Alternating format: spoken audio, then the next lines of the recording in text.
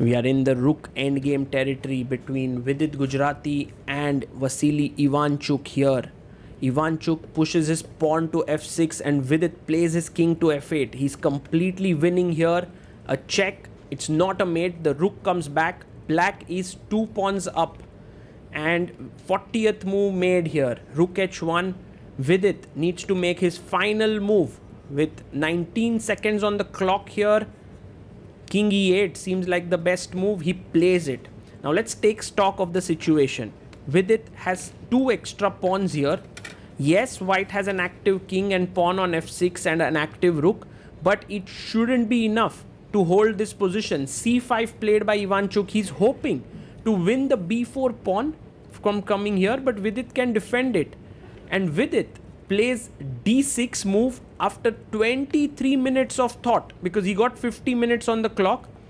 And now it's a very nice move, because after cd6 he can play the move c5 here, and he's clearly better in this position. It's winning, but Vidit decides to move the pawn only 1 square. Now Ivanchuk gets an opportunity, which is rook h7 with the idea of d7 check and rook f7 and gaining counterplay, but he misses it. He plays rook a1 here, and rook a1 is losing because of rook g5 check, pushing the king back and swinging the rook over to b5. And Vidit finds it. Rook g5, king f4 played, and now rook to b5 is the winning move, because you put the rook behind the passer, the b passer. Plays his rook to b5. The idea is to push the pawn forward, b3, b2. Rook a8 check played, and now king d7 to take the pawn on d6. Ivanchuk goes rook to f8, and now king d6 is just winning. Even b3 wins. So Vidit on course to victory here. He plays rook takes f7 now, and the best move is b3, pushing the pawn forward. And Vidit finds it. b3 played. He's playing this endgame very well. Close to winning this against the legendary Ivanchuk. Ivanchuk plays his move without any real enthusiasm. He knows he's winning. Now the best move here is king e6. It's a very strong move, and Vidit finds it again. The threat is rook f5, take on f7. Now it's a very key line here that Ivanchuk can play f7. Now look at this. Rook f5 check, king e4, rook f7. By the way, Vidit blunders. This was the winning move. No, he goes rook b8. Rook f5 was winning, but it was a little bit complicated to calculate. He goes back rook b8, but now Ivanchuk has a draw. He can go king e3. And the main point here is that Vidit is making a queen here, but the problem is after b2 comes f8. He pushes b2 and Ivanchuk grabs the queen. Yes, he puts f8. And Vidit shaking his head there. He's missed his opportunity, a huge one. We'll analyze what was winning there. But takes, and now Ivanchuk calmly puts his rook back, and what a move now. This pawn cannot be saved this way, nor that way. Vidit, of course, not at all happy here at this. He goes king d5. Is there still some hope? It seems unlikely. He plays rook takes b2.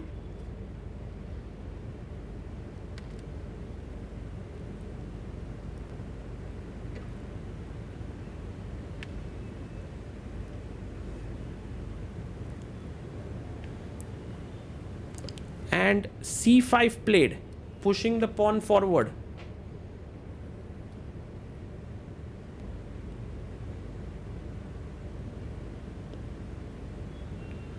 You go rook to c2.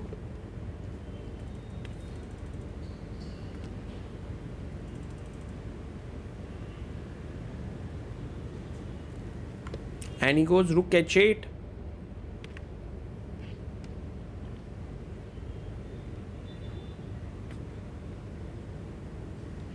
Rook comes back. Perfect play by Ivanchuk.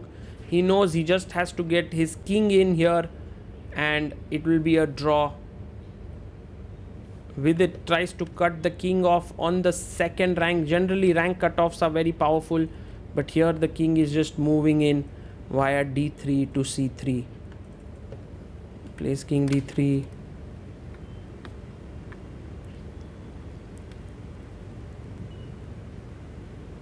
And check.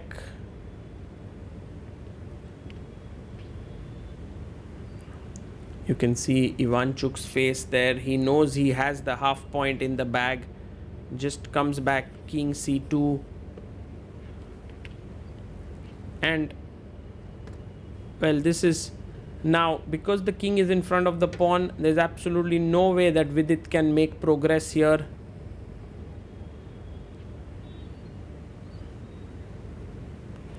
He goes king c4 with the idea of a check.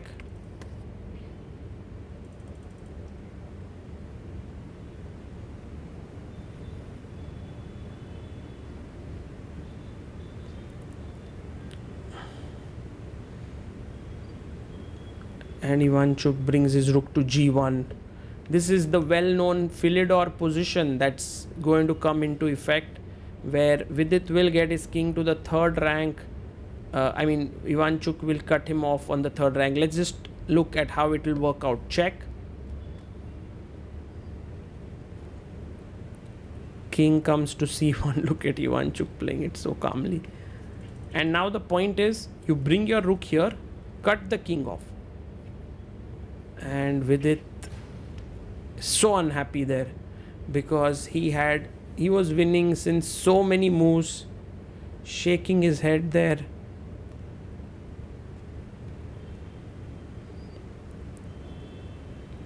The win was a little bit complicated, to be honest. Rook e2, but I believe Vidit might have seen that win, and now the Filidor comes into the picture with rook g3, and I think Ivanchuk of course plays it.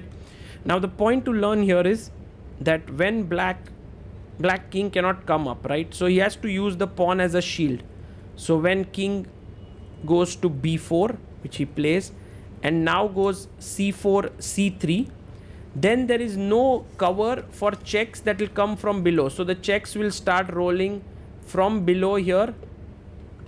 So rook h3.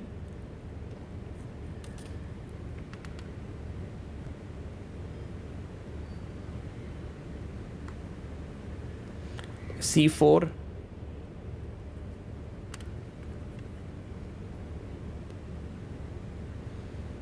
And just wait there, force him to push the pawn to c3, when you will then start moving from below and start checking. I think Vidit can already accept a draw here. He knows it's a draw, but well, he's playing on out of inertia. Rook h2. Ivanchuk keeps his rook there. Well, it's almost 6th hour of play, and for Vidit, I think the most disheartening part here is the fact that he managed to get a winning position, but in the end botched up in the final few minutes. So that really kind of puts you in not so great mood for the event. But then again, it's just the nature of chess that many winning positions are lost or drawn. And that happens in the top level chess as often as it happens in amateur chess. Rook g2. And look at Ivanchuk there, keeping the rook on the third rank. Finally, Vidit has to push the pawn now if he wants to make some progress.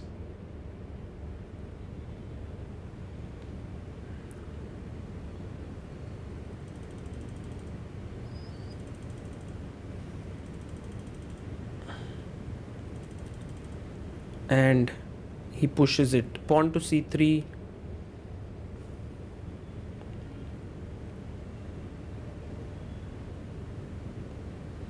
And now it's important to not let the king come in here, So like if you keep waiting, then black wins after king b3. So you have to go downwards, rook f8, and start checking when the king comes to b3. So rook f7, good move, and the checks will happen from the last rank.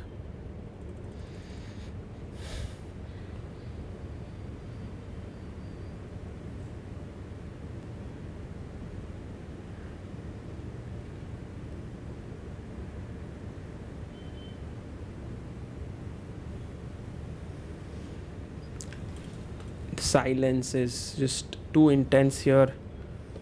Goes rook b2.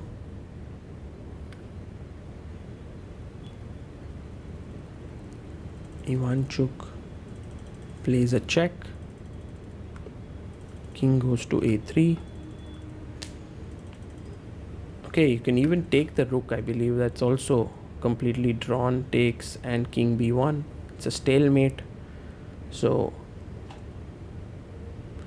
Ivanchuk, I guess, debating over what's the best way to draw this position.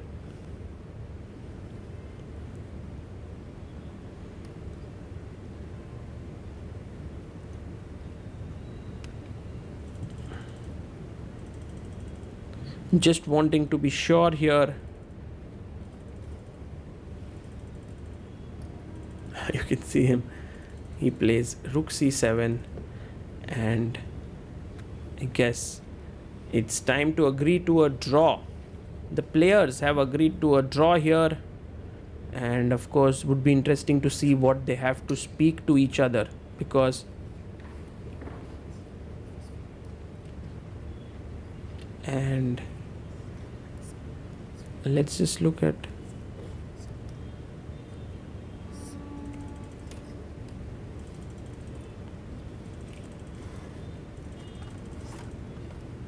I think Ivanchuk has a different way to win and Vidit has a different way to win. So Vidit says king e6. Instead of playing rook b8, I should have gone rook f5, and he puts the position there. It's a very important bit of calculation here. So check, king e4. So he's just setting up the position here. So rook a7, king e6. He's saying go b2, f7, rook check, queen check. So check here and then win the rook and let him queen, and then you are able to win the queen endgame, is what Ivanchuk says. But Vidit maybe has another win. He's like, I can go king e6, f7 and play rook f5 check. King e4, take on f7, rook a6, king d6, rook b6, king c5. And look at him falling there, because now rook b3, king c4, and he has to move, check, king has to move away, and the c pawn just wins, and it's completely winning. So it's a draw, and that was the win for Vidit there.